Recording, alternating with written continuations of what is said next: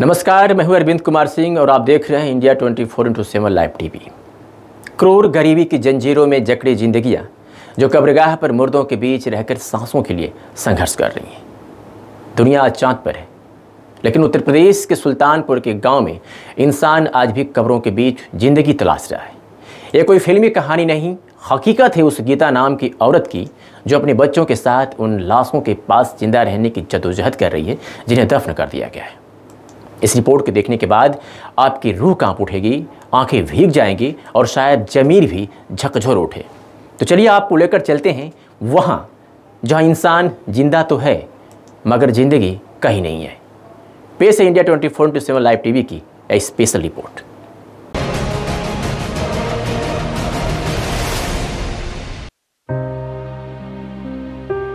नहीं, खाना ना बना रहा, दोपहर है, सुबह बना रहे, बच्चे लोग खा के सो गए हैं।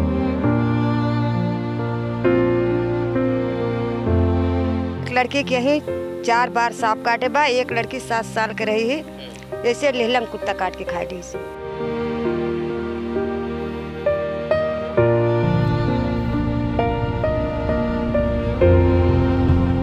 उत्तर प्रदेश सूबे का सुल्तानपुर जिला और उस जिले की तहसील है जयसिंहपुर और इसी तहसील का एक गांव है जिसका नाम है बेलगरा। इसी गांव की रहने वाली गीता जो दलित समुदाय से है। गीता के बारे में हमने लोगों से सुना तो हमारी टीम निकल पड़ी उस रास्ते की तरफ जहां एक दलित परिवार कई सालों से खुले आसमान के नीचे गरीबी की बेड़ियों में जकड़ा मौन से सिक्कियां ले रहा है। पूर्वांचल एक्सप्रेसवे के किनारे से गुजरी जंगल झाड़ियों से घिरी टूटी फूटी सड़क से हमारी टीम रात के अंधेरे में गीता के गांव के बेहद करीब पहुंच चुकी थी। गीता जहां रहती थी कहने को तो गांव था, परंतु वहां कोई जिंदा इंसान नहीं था। चारों तरफ घना अंधेरा और सनसनाहट की आवाज के बीच हम एक जंगल के अंदर जा रहे थे जहां जंगली जानवर का बसेरा और दफन की गई लाशों की कब्रें जो हमारी गाड़ी के प्रकाश में दूर से ही दिख रही थी। इन्हीं झाड़ियों के बीच रहती है गीता और उनका परिवार। हमारी गाड़ी की तेज रोशनी झाड़ियों में पड़ी तो जमीन पर लेटे हुए कुछ लोग नजर आए। हमारी टीम ने सहज अंदाजा लगा दिया कि शायद यही वो गीता का परिवार है जो मुर्दों के बीच जंगल झाड़ियों में खुले आसमान के नीचे रहता है। तेज रोशनी से जमीन पर लेटे लोगों की आंखें चौंधिया रही थी। शायद वर्षों से आज के पहले कभी रात में इतनी देर रोशनी उनकी आंखों पर नहीं पड़ी रही होगी। मजबूरन उन्हें अंधेरे की आदत हो गई होगी। बस ये सोचकर हमारी टीम की उत्सुकता गीता के परिवार से मिलने की और तेज हो रही थी। तभी हमारा कैमरा ऑन होता है। उन्हें जंगल झाड़ियों के बीच में सरकारी भवन बना था जहां कुछ बच्चे उस भवन के फर्श पर लेटे हुए सो रहे थे। उन बच्चों के चारों तरफ छोटे छोटे कीड़े मकोड़े रेंग रहे थे। अमीरों के घरों में रोशनी आने के लिए कई खिड़कियां होती हैं, लेकिन गरीब के घर में रोशनी तो तब आती है जब गरीब के घर की दीवारें गिरती हैं। कुछ ऐसी ही कहानी है सुल्तानपुर जनपद के तहसील जयसिंहपुर अंतर्गत बेलगरा गांव की रहने वाली गीता की। रात के तकरीबन 9 बज रहे हैं। तकरीबन 9 बजे मैं इस वक्त आया हूं बेलगरा गांव में, उस जगह पर जहां खुले आसमान के नीचे गीता अपने परिवार को लेकर रहती हैं। उनके परिवार में कई सदस्य हैं, लेकिन उन सदस्यों के सिर पर कोई छत नहीं है, उनका कोई आशियाना नहीं है। मैं जहां खड़ा हूं ये सरकारी भवन है, सरकारी बिल्डिंग है। उस बिल्डिंग को ज़रा दिखाइए जिसका नाम है ग्राम पंचायत सचिवालय पंचायत भवन। यहाँ जब आप पहुँचेंगे तो आप देखेंगे कि कुछ चूल्हे बनाए गए हैं, वो भी ईंट के हैं, अस्थाई नहीं हैं। आइए हम आपको करीब से उस तस्वीर को दिखाने की कोशिश करते हैं। आप देख सकते हैं ये ईंट के बनाए हुए 2-3 चूल्हे हैं। इन्हीं चूल्हों पर अपने भोजन का प्रबंध गीता कर रही हैं। गीता आप देख सकते हैं कि किस तरीके से रात के तकरीबन 9 बजे चावल पका रही हैं। और आप सोचिए कि इनके पास कोई ना आशियाना है ना कोई छत है, खुले आसमान के नीचे जीवन यापन करती हैं। बरसात का समय है तो ये लोग पनाह लेने के लिए इस सरकारी भवन में चले आए। जहां सरकारी कार्य तो बाधित होता है, वहीं मानवता भी शर्मसार हो रही है, क्योंकि इनके पास अपना कोई ना घर है, ना मंजिल है, ना मकान है। दूसरी तरफ ईंट से बने अस्थायी चूल्हे के अंदर से आग की लपटें निकल रही थी। कढ़ाई में गीता कुछ पका रही थी। हमने गीता से बात की। गीता ने एक ही सांस में अपनी सारी मजबूरियों को कैमरे पर बता डाला। गीता कैसी हैं आप? साहब मजूरी कह के आए, घरे काम वाम करे तब पैसा ऐसा मिला तब चावल वावल छोड़े। और का कहा थे प्याज लाए मिर्चा लाए, अब चलते हुए भुजड़ू उजुड़ू बनाई।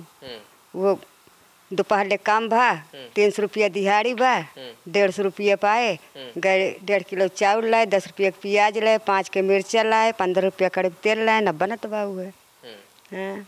कितने आपके परिवार में कितने सदस्य हैं? 15 जने।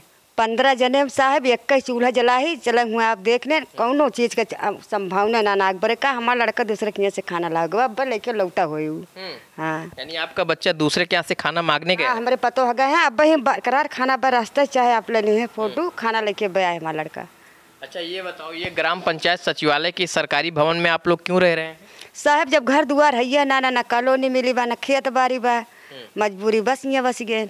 घर नहीं था आपका? नहीं ना बस साहब एक झोपड़ी रखे है, बाकी मुर्दगा है हुआ मिट्टी दे थे। हुआ लड़के छोटा है सब डरा थे।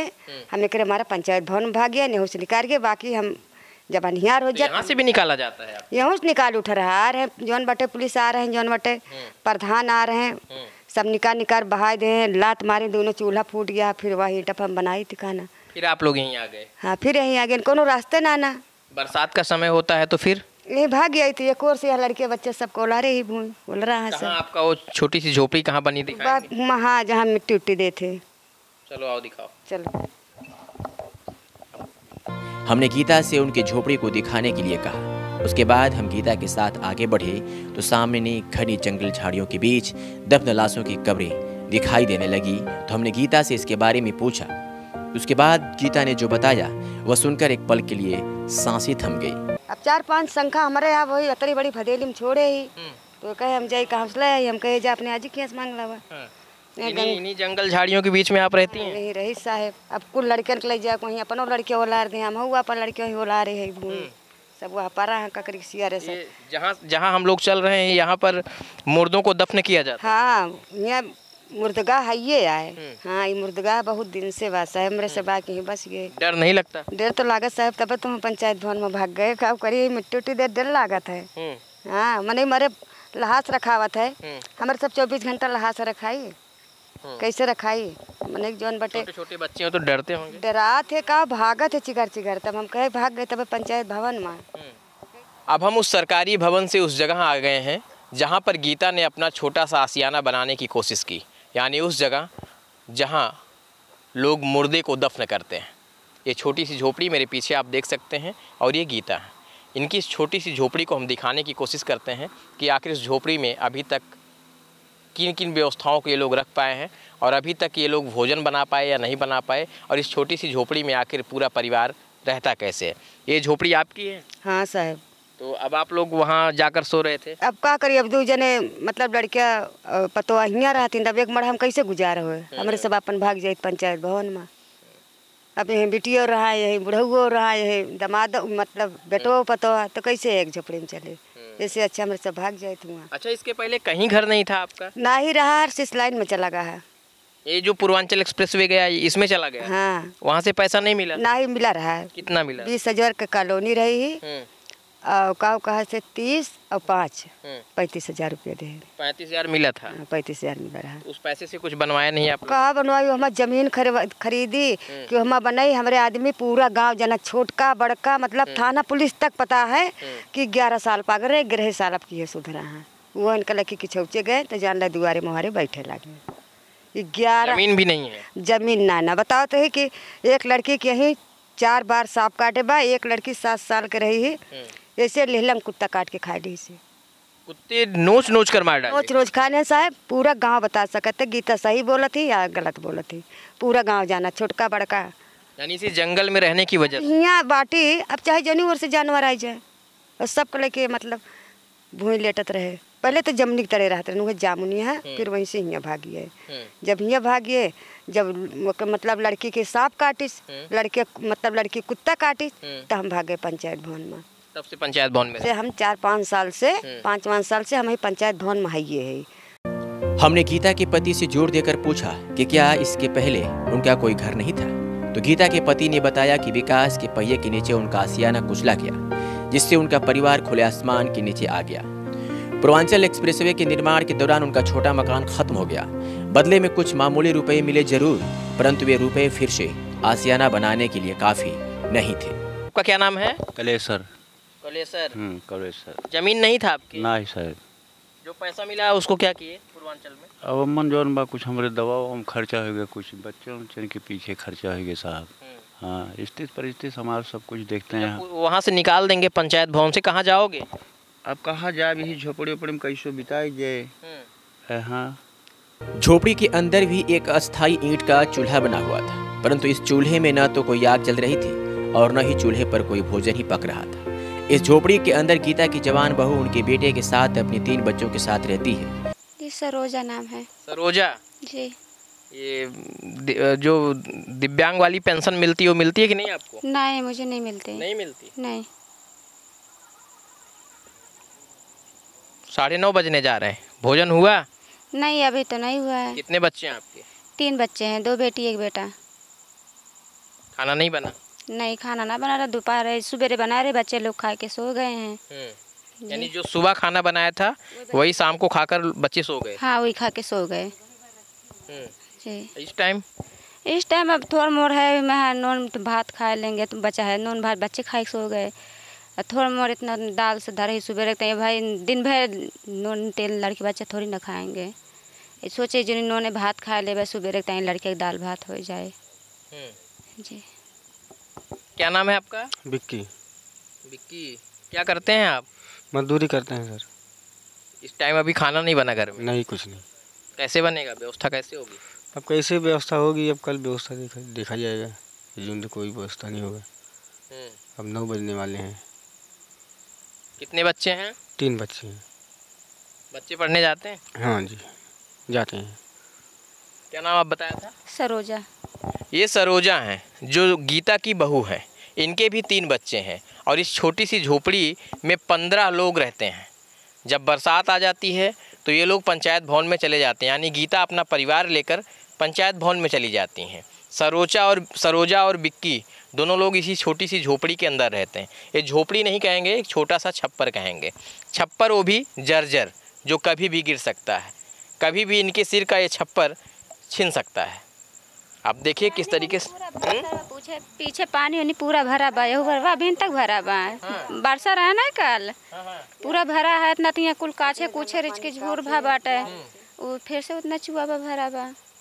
तो जब बारिश होने लगती है तो आप लोग कहाँ जाते हैं? बस इसे ही अपने कोने यारी कम चुआ थी, एक कोने बैठ ही जाए थे, काऊ करे। यानी जहाँ नहीं पानी गिरता है वहीं किनारे चले जाते हैं, वहीं बैठ ही जाए थे।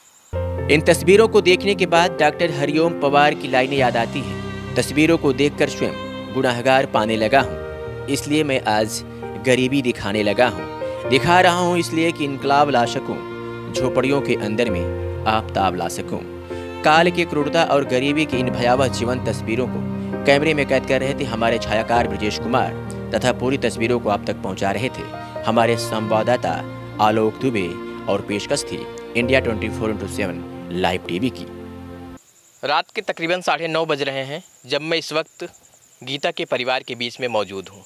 ये दिखाने की कोशिश कर रहा हूँ कि गीता का परिवार किस तरीके से गरीबी को झेल रहा है।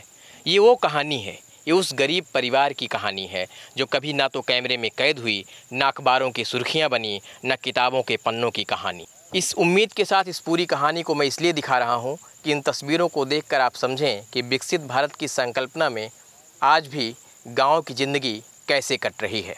इस उम्मीद के साथ इस खबर को यहीं ख़त्म कर रहा हूँ कि इस खबर को आप लोग शेयर करेंगे, वहाँ तक पहुँचाएँगे जहाँ तक जिम्मेदारों की आंखें खुलें, बहरे कानों को सुनाई दे, जनप्रतिनिधि भी अपनी आंखें खोलकर इन परिवारों पर दस्तक दे सकें। इंडिया 24x7 लाइव के लिए मैं कैमरा पर्सन ब्रिजेश के साथ आलोक दुबे, सुल्तानपुर। कब्रों के साए में पलती ये जिंदगियां न सरकार की रोशनी देख पाई, ना ही किसी रहमदिल हाथ ने छुआ। गीता का परिवार सिर्फ एक चेहरा नहीं, ये उस व्यवस्था का आईना है जो विकास के नाम पर घर छीन लेती है और बदले में चंद सिक्के फेंक देती है। आज हम सिर्फ एक रिपोर्ट नहीं दिखा रहे हैं, हम आपके ज़मीर से सवाल कर रहे हैं, क्या वाकई हम आज़ाद भारत में जी रहे हैं? और जाते जाते डॉक्टर हरिओम पवार के लफ्ज़ फिर से कानों में गूंज रहे हैं। तस्वीरों को देखकर स्वयं गुनहगार पाने लगा हूँ, इसलिए मैं आज गरीबी दिखाने लगा हूँ। ये तस्वीरें थी हमारे छायाकार ब्रजेश कुमार की नज़रों से, और ये सच्चाई आप तक लाई हमारे संवाददाता आलोक दुबे ने। मैं हूं अरविंद कुमार सिंह और आप देख रहे थे इंडिया 24/7 लाइव टीवी, जहां खबर सिर्फ दिखाई नहीं जाती, ज़मीर तक पहुंचाई जाती है। तो आज की इस स्पेशल रिपोर्ट में बस इतना ही। अब दीजिए इजाज़त। नमस्कार।